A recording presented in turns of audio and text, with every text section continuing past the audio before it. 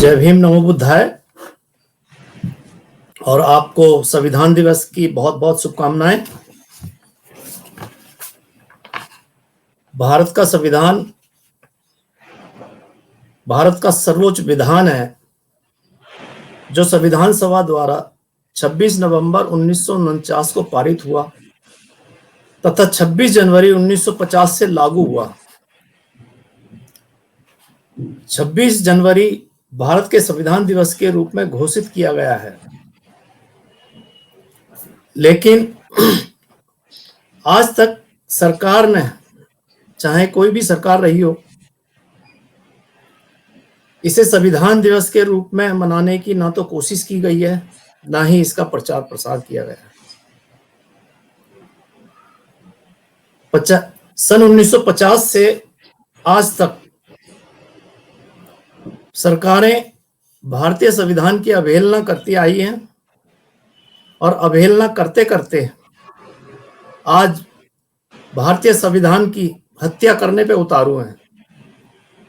इन 6 सालों में भारतीय संविधान की जो दुर्गति हुई है और जो हम देख रहे हैं, भारतीय संविधान में जो प्रदत्त कानून है आम नागरिक के लिए, आम नागरिक की सुविधा के लिए, वो प्राय समाप्त होते जा रहे हैं धीरे धीरे, और आम नागरिक अपने अधिकारों से वंचित हो रहा है। तो भारतीय संविधान में जो समाजवाद का, जो प्रजातंत्र, लोकतंत्र का जो ढांचा है, वो आर्थिक ढांचे से विकृत होता जा रहा है। जो आम नागरिक के अधिकार हैं, सरकार को आम नागरिक के अधिकारों की रक्षा करनी चाहिए थी, लेकिन सरकार ही संविधान में प्रदत्त जो हमारे अधिकार हैं उनको ही धीरे धीरे खत्म करती जा रही है। संवैधानिक अधिकार जनता पर सरकार के अत्याचारों को रोकता है, लेकिन आज संविधान के अधिकारों का हनन हो रहा है और आम नागरिक पे जो अत्याचार हो रहे हैं वो किसी से छुपे नहीं है। जब संविधान के अधिकारों को बचाने के लिए आम नागरिक न्यायपालिका में जाता है, तो न्यायपालिका में भी उसे न्याय नहीं मिल रहा है आजकल, और न्यायपालिका खुद संविधान की अवहेलना कर रही है, संविधान के दायरे से बाहर जाके अपने फैसले दे रही है, और ये आम नागरिक बखूबी जानता है। जो सुप्रीम कोर्ट ने सत्यमेव जयते जो हमारा स्लोगन था उसे ही हटा दिया है और उसे धर्म के नाम पे लगा दिया है, और जनता बेबस है। आज संविधान को जिस तरह से दरकिनार किया जा रहा है, उससे आम नागरिक महसूस कर रहा है कि भारत में तानाशाही बढ़ती जा रही है। बाबा साहब डॉक्टर अंबेडकर ने कहा था कि संविधान चाहे कितना भी अच्छा हो, लेकिन जब उसके पालन करने वाले अच्छे नहीं होंगे या उनकी नीयत अच्छी नहीं होगी तो संविधान कुछ नहीं कर सकता।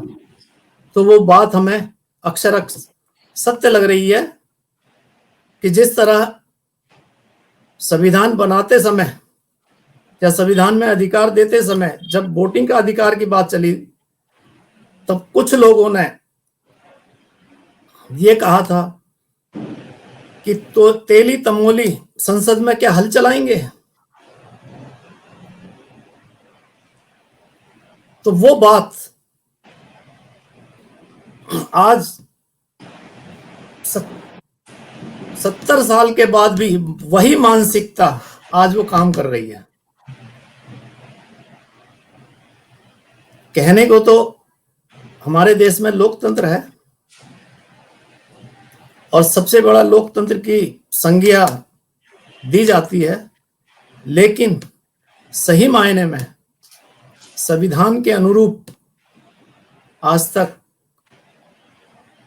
मुझे नहीं लगता कोई काम हुआ हो, क्योंकि समाज में जातिवाद अपने चरम पे है, समाज में भाई भतीजावाद अपने चरम पे है। जो धार्मिक कुरीतियां समाज में उस टाइम उस समय व्याप्त थी वो आज भी विद्यमान है। सरकार संविधान के दायरे में रहकर काम नहीं कर रही है। संविधान एक तरफ रख के धर्म के आधार पे सरकारें चल रही हैं। इस देश में सर्वोच्च पद पे बैठे हुए राष्ट्रपति को जब दलित कह के संबोधित किया जाता है कि दलित राष्ट्रपति, तो हमें बहुत शर्म आती है कि हम जहां से चले थे अभी वहीं हैं। अभी हम अपनी मानसिकता नहीं बदल सके हैं कि संविधान में सबको बराबरी का अधिकार मिला हुआ है, सबको एक जैसे अधिकार हैं, चाहे राजा हो या रंक हो या औरत हो या कोई और जेंडर हो, धर्म के आधार पे, भाषा के आधार पे सबको स्वतंत्रता की, अभिव्यक्ति की आजादी है। लेकिन अभिव्यक्ति की आजादी कुछ लोगों को ही प्राप्त है। जैसे वर्तमान में देखा जाए तो जो भी अभिव्यक्ति की आजादी का इस्तेमाल करता है या तो उसे देशद्रोही कह दिया जाता है या नक्सलवादी कह दिया जाता है या उसे राष्ट्रद्रोही घोषित कर दिया जाता है। तो जो हमारी न्यायपालिकाएं हैं वो भी प्रायोरिटी के बेस पे, चाहे वो जातिगत आधार पे हो चाहे धार्मिक आधार पे हो, सुनवाई उन्हीं की करती हैं। हाल ही में एक मामला आया था अर्नब गोस्वामी,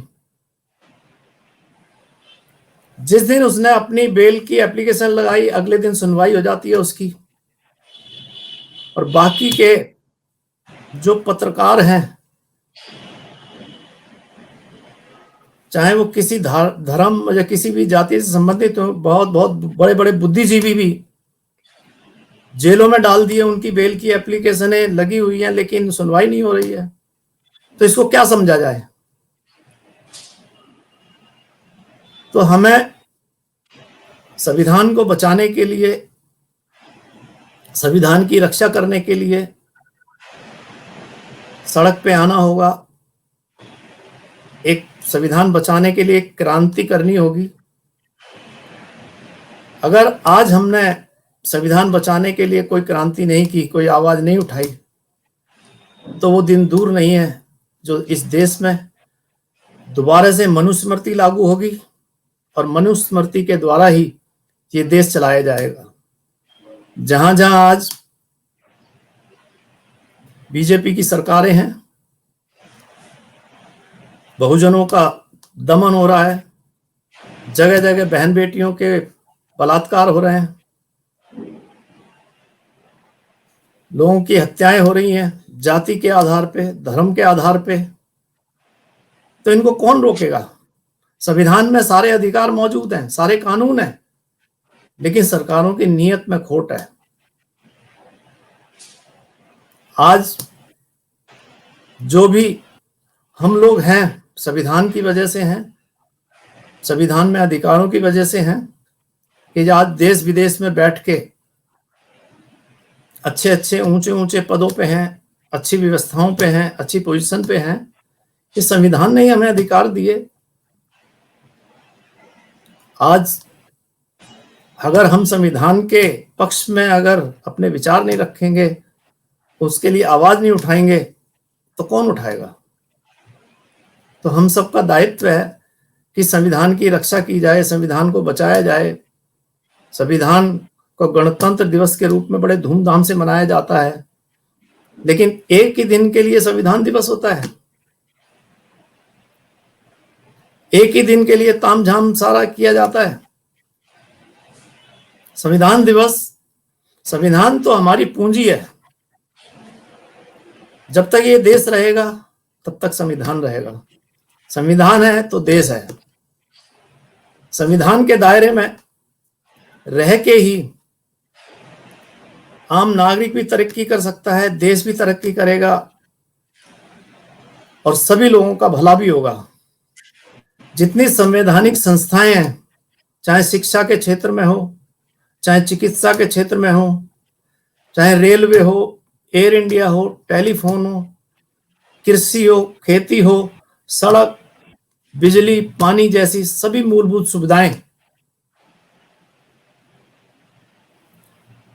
बिजनेसमैनों के हाथ में जा रही हैं। अब सरकारी क्षेत्र में ना तो नौकरियां हैं, अगर नौकरियां हैं तो वो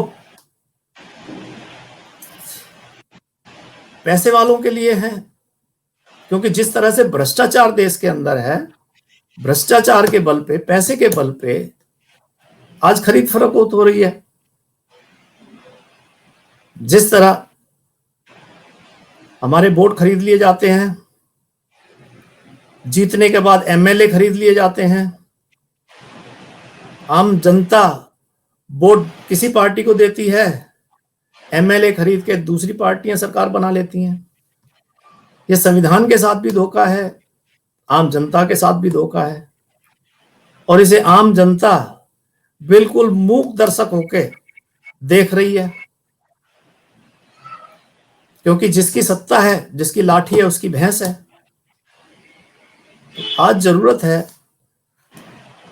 संविधान में दिए गए अधिकारों के द्वारा जनता का भला करने की, जनता को सुख सुविधा पहुंचाने की, लेकिन अभी ऐसा लगता है कि अभी 100 साल तक भी इस संविधान में, संविधान के द्वारा बनाए कानूनों के आधार पे आम नागरिकों को, बहुजनों को वो अधिकार मिल पाएंगे या नहीं, ये कहना मुश्किल है। इसी देश में आरएसएस नाम की संस्था है, संगठन है, आजादी के 50-52 साल तक उन्होंने तिरंगा झंडा नहीं फहराया। उन्होंने तिरंगे झंडे को मान्यता नहीं दी कि जिस झंडे में अशोक चक्र है, हम उस झंडे को नहीं फहराएंगे, हम अपना भगवा झंडा फहराएंगे। और आज तक सरकार ने उनके खिलाफ कोई कदम नहीं उठाया। और आज आम नागरिक अगर अपने अधिकारों के बारे में बात करता है या सरकार की नीतियों के खिलाफ आवाज उठाता है, तो उसे रासुका जैसे केस में बंद कर दिया जाता है, उसकी आवाज बंद कर दी जाती है। लेकिन जो आरएसएस जैसा संगठन है, जो मनुस्मृति लागू करने की बात करता है, वर्ण व्यवस्था को लागू करने की बात करता है, उनके खिलाफ कोई कार्रवाई नहीं होती है। जब वोट देने के अधिकार की बात चल रही थी, तब मोहनदास करमचंद गांधी जी ने यह कहा था कि शूद्रों को वोट का अधिकार मिल गया तो वर्णाश्रम व्यवस्था ध्वस्त हो जाएगी, गड़बड़ा जाएगी।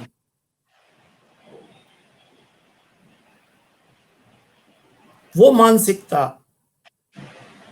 आज तक नहीं बदली है। इसे कौन बदलेगा? हमारे देश का संविधान दुनिया में सबसे सर्वश्रेष्ठ है। लेकिन संविधान को लागू करने वाले लोग निकम्मे साबित हुए। ब्रिटिश महारानी ने एक समय बोला था कि डॉक्टर अंबेडकर अगर हमारे देश में पैदा हुए होते तो इन्हें विश्व विभूति का एक उपाधि दी जाती। अमेरिका के पूर्व राष्ट्रपति ओबामा जी ने बोला था कि अगर डॉक्टर अंबेडकर हमारे देश में पैदा हुए थे तो हमें उन्हें सूर्य की उपाधि देते हैं। जिस व्यक्ति ने अपने संघर्षों में से, अपनी मेहनत से, अपनी विद्वता से, अपनी योग्यता से, अपनी क्षमता से इतनी डिग्रियां हासिल की, भारत का संविधान लिखा, आज उस व्यक्ति को भी अपनाने में लोगों का दिल रोता है। उनकी मूर्तियां तोड़ी जाती हैं, उनकी मूर्तियों पे कालिक पोती जाती है। ये लोगों की मानसिकता दर्शाती है कि आज भी देश के अंदर संवैधानिक राज नहीं है, संवैधानिक व्यवस्था नहीं है। वही वर्ण व्यवस्था जो मनुस्मृति के द्वारा लागू थी, उसी ढर्रे से सरकार की मानसिकता काम कर रही है। यह बहुत शर्म की बात है। आज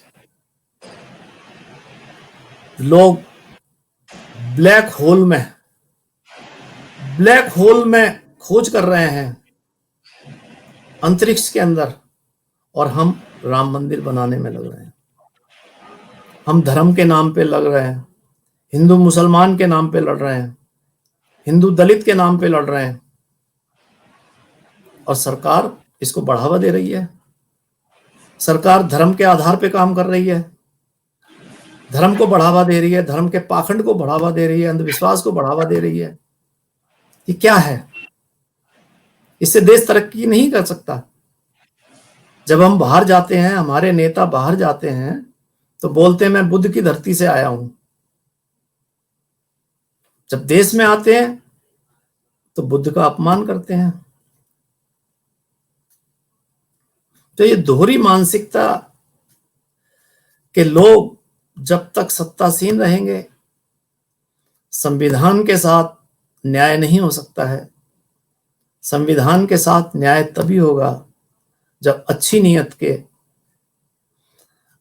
लोग सत्ता पे काबिज होंगे,